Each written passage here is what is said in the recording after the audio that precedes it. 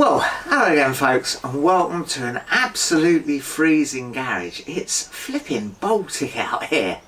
Well, since the last video I've had lots of people get in touch with me with various different suggestions to test different things, wire between different things, try things, and I think they're all good suggestions, but I really think the key thing is going to be to find where those connectors that don't have a home go, because there were no connectors just laying loose. A few people suggested, well, maybe they were never connected to anything, maybe they're sort of diagnostic connectors or something like that, but I'm 99.9% sure that when we took the bike apart everything was connected. There were no loose connectors hanging.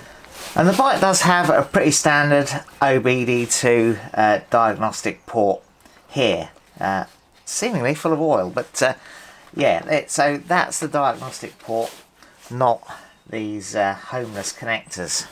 And just to recap, these are the two connectors that I can't find a home for. These two go to the fuel pump on the tank, and this is the one that came off the crankcase when we were trying to hunt out that missing connector for this one, which we thought might be down there. So that at some point has got to go back on, and that's really deep down there, so I think the throttle bodies may have to come off for that anyway. Now, a few people have said, why didn't I do a drawing whilst I was disconnecting everything and taking everything out of the bike? Well, in fact I did do a drawing, and here it is. And I'm sure you'll agree it's a lovely drawing, but it's not really been much use in trying to put the bike back together. But yeah, some sort of drawing of the bike's wiring connectors may have been useful, but of course that connector obviously isn't now where it should be anyway. So having a drawing of where it was may not have helped. I don't really know. I have referred back to the footage when we took the bike apart. Unfortunately, most of it was done on time lapse because we did have some time pressures, trying to make best use of the time that we had with Chaz here. So that doesn't really show anything particularly revealing as to what that particular connector was connected to and where the wire was.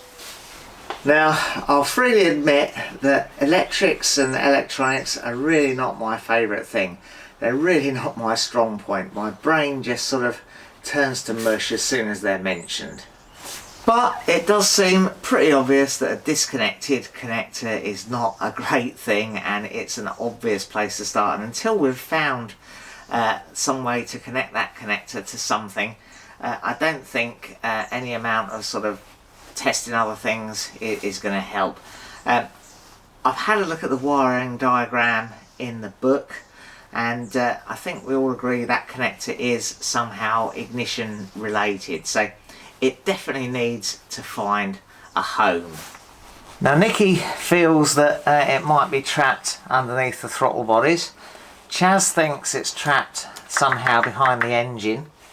I'm not totally sort of on board with either of those. There's not really much space under the throttle bodies or behind the engine really.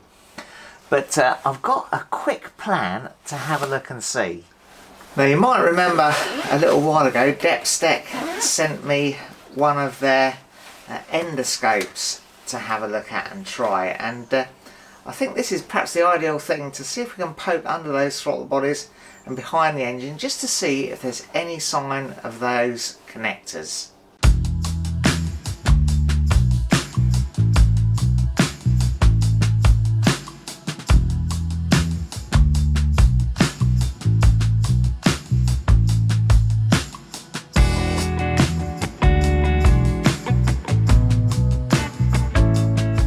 So here we are underneath those throttle bodies, and as I said, very little room under here for one of those connectors to be lurking, and yeah, I'm not seeing anything that looks like that wire will connect into it anywhere under here.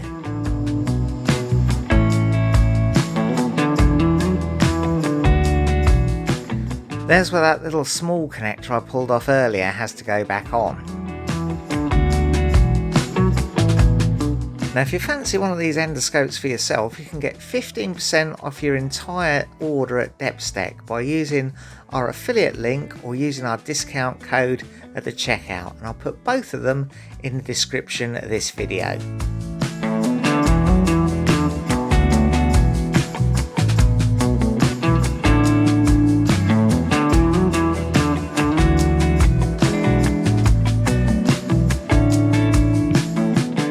Right, now we're down the back of the engine now, between the engine and the frame where the suspension mounts on.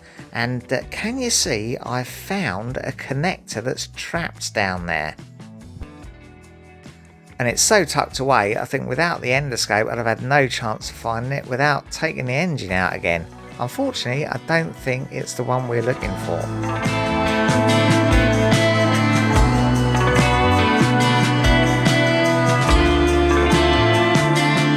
Now I'm looking again under the throttle bodies because so many people have told me that it must be trapped under there. There's a good body of opinion that says that's where it is, so I've really got to satisfy myself that that isn't the case.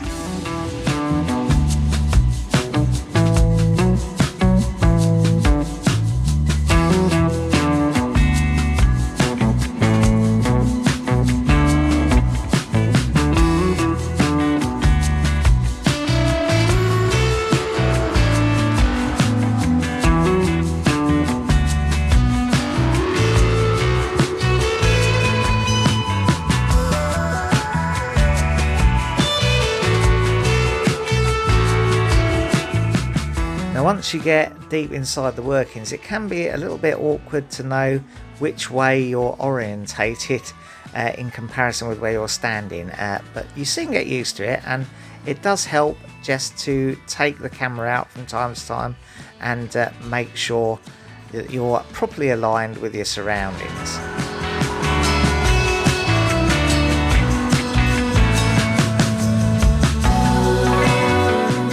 And once again, there's our connector where that small wire has to go. I think that's the water temperature sensor. Well, that was interesting, if not a little bewildering. It does seem like there is a connector trapped at the back of the engine, but it's a 2-pin connector, not a 3-pin or a 4-pin like we're looking for. So it's quite possible there's something else disconnected. Now, it's pretty tight here. There's not a lot of movement in all this stuff. And I'm wondering if I disconnect all this again, if I can get some sort of access down there.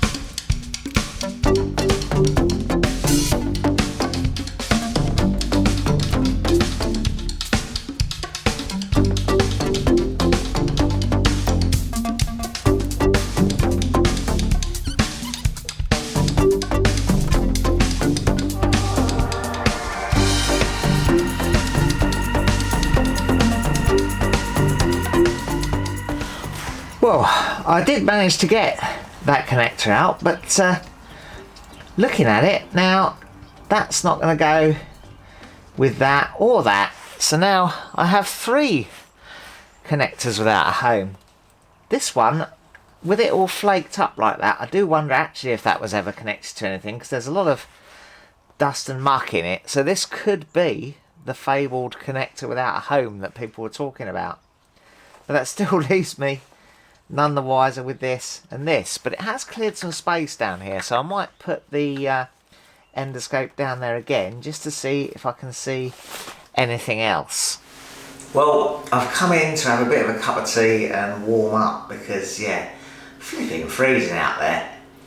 I'm fairly sure that 2-prong connector I found behind the engine is for something like a trickle charger, because it really didn't look like it had been connected, and it was on that sort of flaked bit of wire, that wire that was sort of flaked backwards and forwards, then secured with a cable tie. So I think that's intended that you sort of pull that out and connect to a trickle charger when the bike's not in use. So I don't think that was really what I was looking for. So not really much further forward.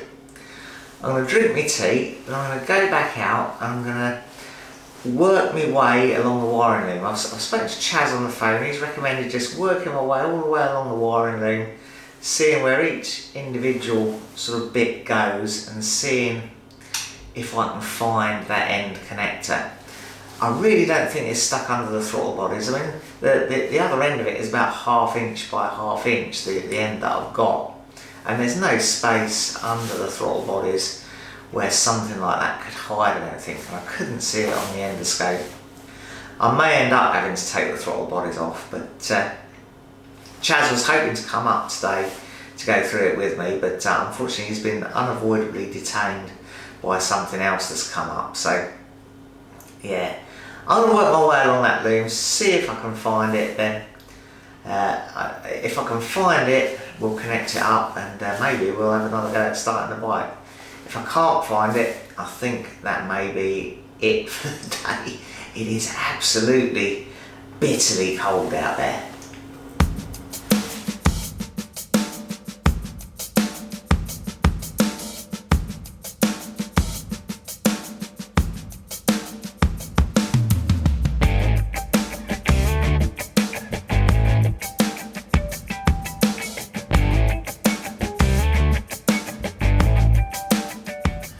Well, I really don't seem to be having much luck finding anything. It's absolutely bitter out here. It was -4 when I started. I think it's about -2 now. So yeah, I'm cold through to me bones. I think I'm gonna call it a day, and yeah, not sure what the next step is, but I'm sure we'll be back very soon with another video.